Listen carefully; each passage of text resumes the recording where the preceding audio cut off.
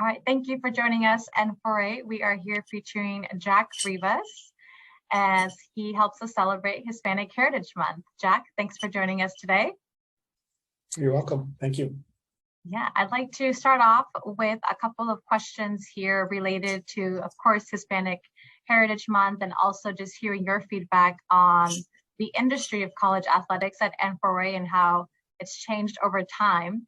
How would you say those changes have come about, and what have you seen in the turn of athletics since the inception of when you came into the industry? Okay, well, I've been here. I started the athletic advising program at the University of California, Santa Barbara in 1979. So that's a long time ago. And in that time, as with the nation, the growth of Latino people has been astronomical. I mean, it's not going to be too far in the future where we're going to be the majority of those in this country, and that's a whole nother long discussion we can have about what that means. But the same is true with athletics.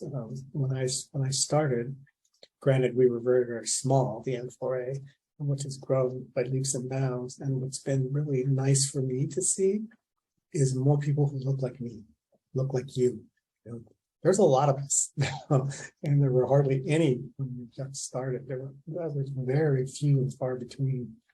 So that has been a nice thing to see. The number of student athletes who have Latino heritage has grown exponentially as well. It used to be, if you talked about ethnicity, it meant you were talking about African-American students. They were the only ethnicity that existed for college athletics. Now there's much larger numbers of Latino student athletes, and there's even a lot more international Latino student athletes coming into the United States to compete in all kinds of different sports, not just the traditional ones you would think of, like soccer. They're competing in everything at every level, and that's really nice to see. It's been nice to see our own organization embrace that as well, because when I first started, the Ethnic Concerns Committee was 100% Black. I think I was like the first non-Black person to go to one of the committee meetings. Yeah. And now, we're scattered throughout all the committees, as well as that one as well. Yeah. And they take into consideration that cultural aspect and that kind of background and heritage as well when working with student athletes, as is evidenced by just this program we're doing here for Hispanic Heritage Month. We're highlighting that aspect of it. That's really nice to see that we're not the forgotten one. We're still there, and we're going to get bigger and bigger and bigger. So hold on to your seat, because we're coming. We're coming full force. Yeah, well, and speaking about your career and your growth in the industry, are there folks that you would like to give a shout out to, folks that have been heroes to you and instrumental in your development along your journey? Yeah, right when I started, I kind of latched on to a few other Latinos who were in the organization. One is Tomas Jimenez, who has been around the block. He's been a few different places, but he was someone who was real instrumental to me. We could talk about our families. We could talk about our culture. We could talk about our what we liked and what we didn't like about college athletics and how that impacted us as Latinos. And then another person who also was a real strong influence for me was Henry Villegas, who at the time was at Indiana State, and now he's back in California. Those were two people who very early in my career gave me an opportunity to share what I was thinking and what I was hoping would happen in our profession, and what were some of the ideas they had of how they dealt with being one of the few Latinos wherever they were at the time, and how it's so nice that there are more of us that I can mentor other young professionals and help them go through the maze of being a professional in this particular job classification. Yeah, perfect. My next question for you is in regards to increasing the visibility and the presence of Hispanics in college athletics. How do you think we could go about doing that? Well, I think this is one way, just what we're doing. by honoring the month that we have. And we're the only ethnic group that covers 2 months. Yeah. Because we start in the middle of September and go to the middle of October. I think that's a plus. Because you can't get rid of us. We're there. We're hanging around for a longer period of time. Intersect both months. Love it. Yeah, we impact both months. Yeah. But I think for athletic departments, it's understanding how diverse their student athlete population really is, and how the backgrounds of these individuals are so influential in how they approach their college career, how they approach athletics, how they approach dealing with many of them being, I would assume the majority of them are being first generation college students, so they didn't have a lot of foundation for what it meant to be a college athlete. And many of them were influenced more, in some cases, by their sport than the academic aspect of what they were doing.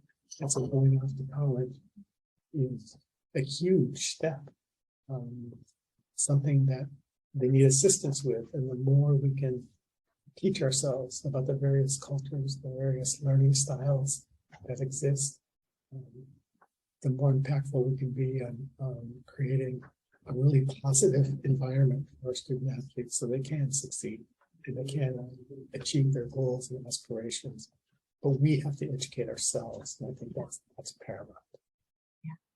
What do you think, as a follow-up to that, what do you think practitioners could do to be more educated on those backgrounds and those cultures? I think, well, education is always key.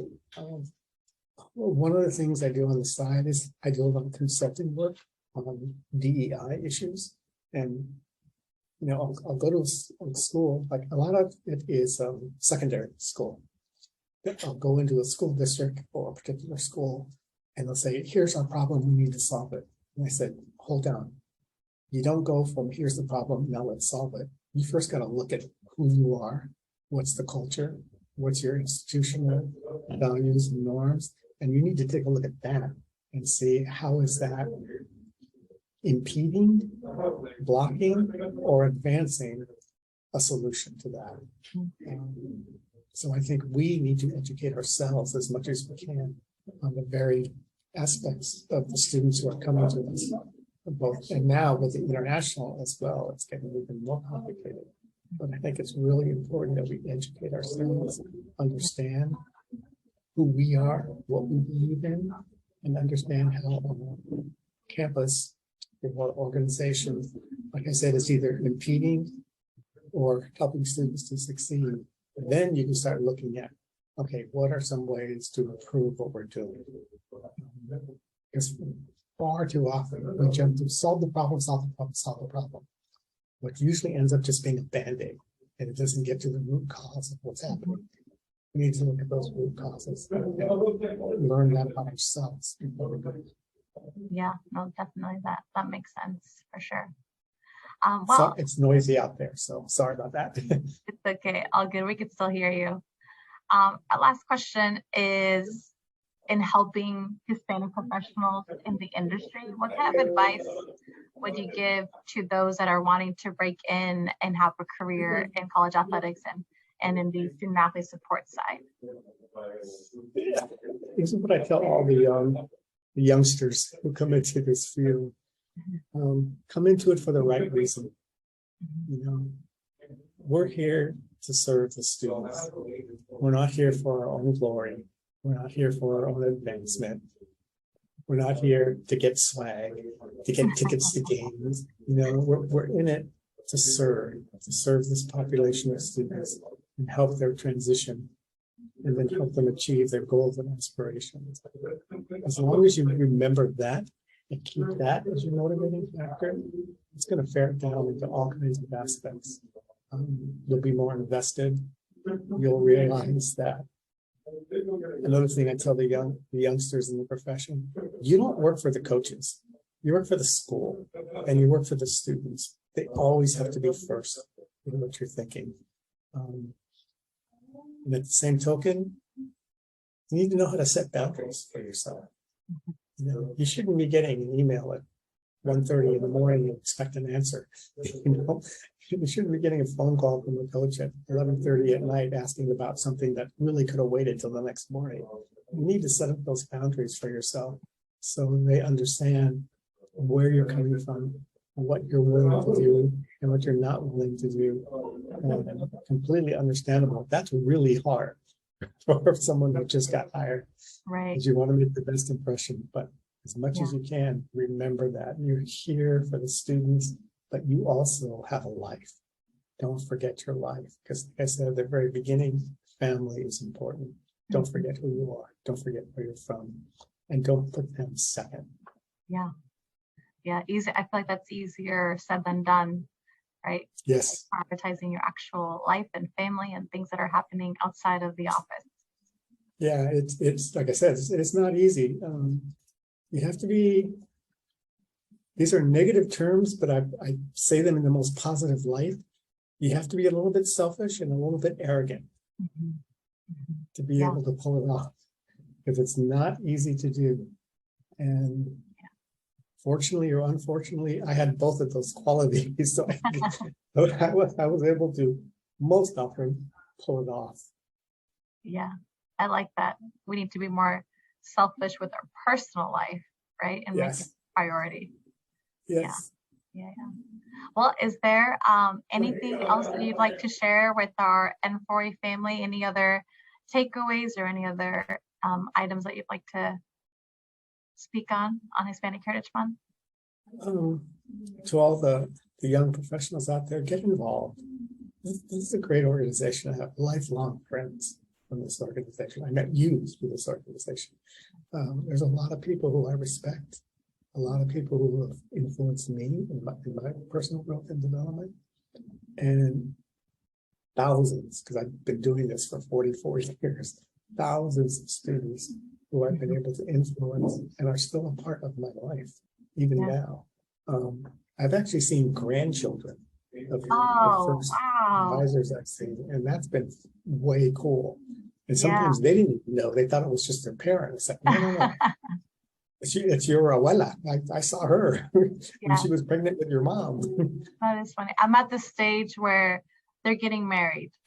I'm going to approach the stage where they start having kids, but I love the wedding invites. So that's the stage that I'm at with my student athletes. Yeah. In fact, funny you should bring that up, but I also officiate weddings, and I've married probably 12 couples of student athletes who have married. Oh, that is so awesome. They've asked me to officiate their wedding.